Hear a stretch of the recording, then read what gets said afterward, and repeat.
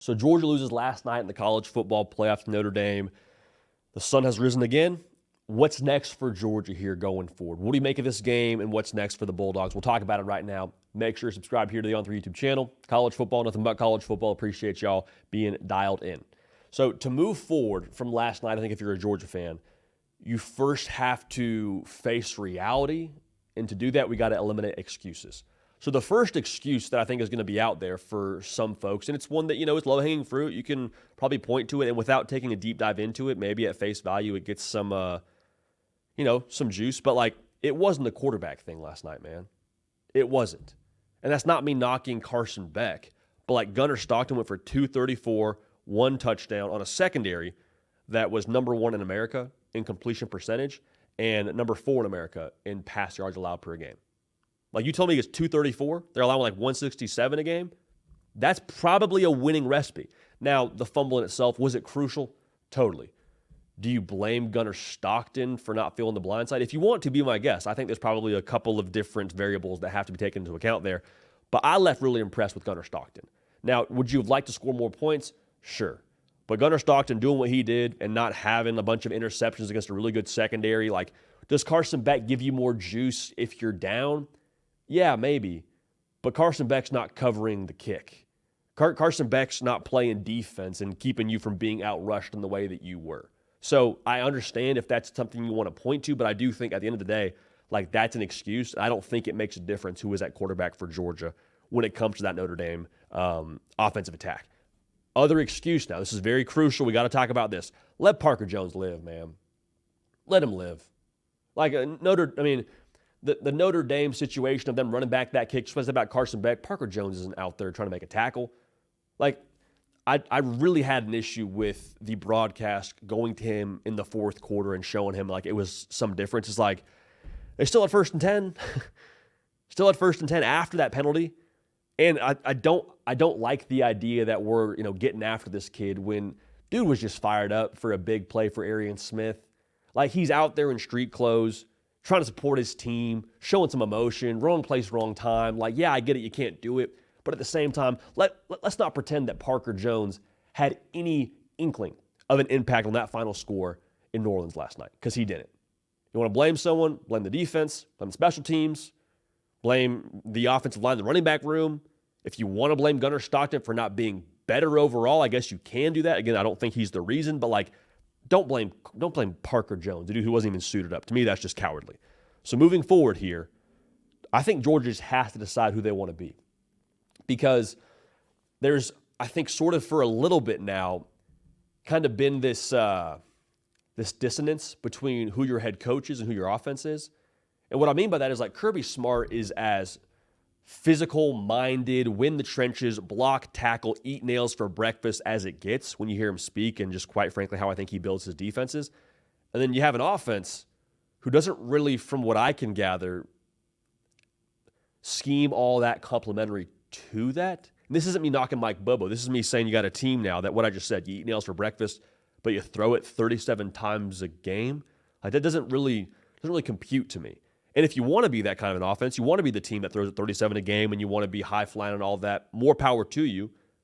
But we got to prioritize the skill positions a little bit more. We got to have some dudes that we can catch it if we're throwing it 37 times a game. And this isn't trying to dunk on Arian Smith or Dylan Bell, both good players.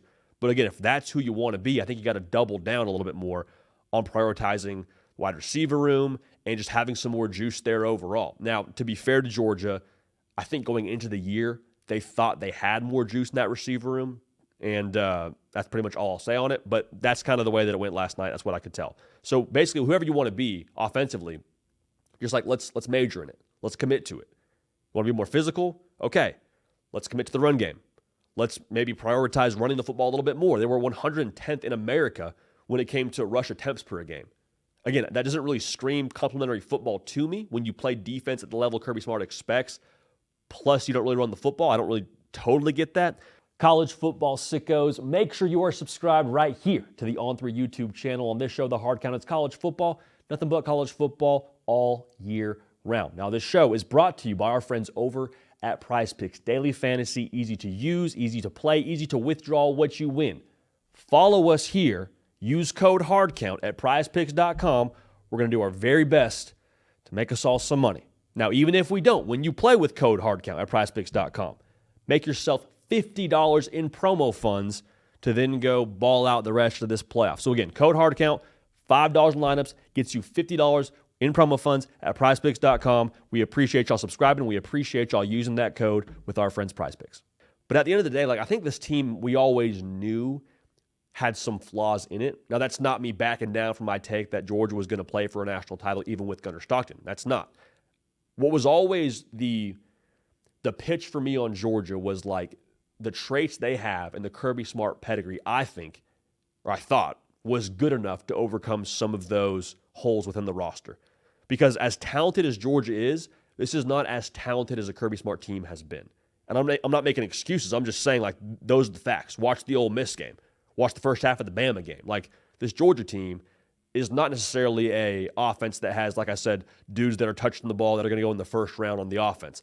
Dudes that are striking, a sense of fear in you when it comes to what you have in the secondary. I'm not saying anything about Malachi Starks or some of the players they have there, but we've seen Georgia get got a few times through the air.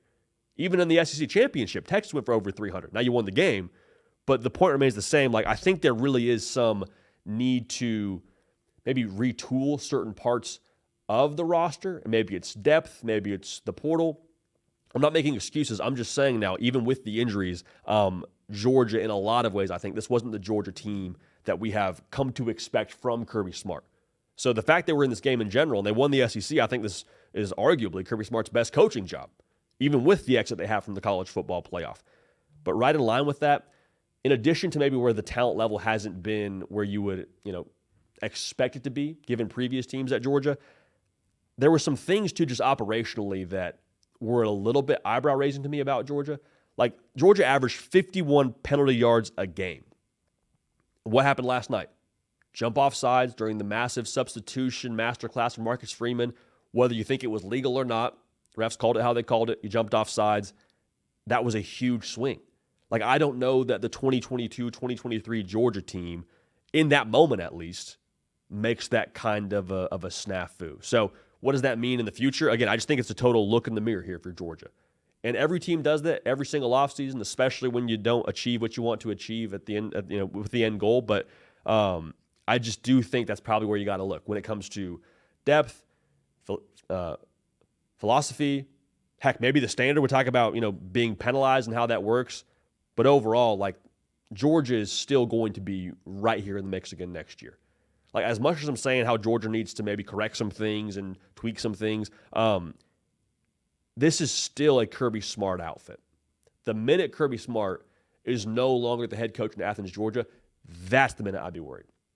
Because I promise you, they'll take this, they'll learn from it, they'll get better, they'll, I'm sure, do phenomenal in the portal. I'm sure they will still continue to ball in the recruiting trail. It's not going to be a matter of raw ingredients for Kirby Smart. It's going to be a matter of, can we prioritize the spots we need to prioritize to play how we want to play, and can we maybe reaffirm, reemphasize who we want to be when it comes to the certain standard at Georgia, whether it be physicality, whether it be penalties, whatever you want to say. There's some ground to make up there for Georgia getting back to where they want to get to. But again, Georgia is not dead by any stretch. Anyone that tells you differently, they're lying to you. And we will see again this time next year, Georgia being right back in the mix of the college football playoff, that was in fact untrue. So, a lot to unpack there. Want to hear from you all in the comment section. Want to hear from you all on the socials, Instagram, Twitter, @JD Piquel. We appreciate y'all. We love y'all. We're going to keep this party rolling. We will see y'all next time.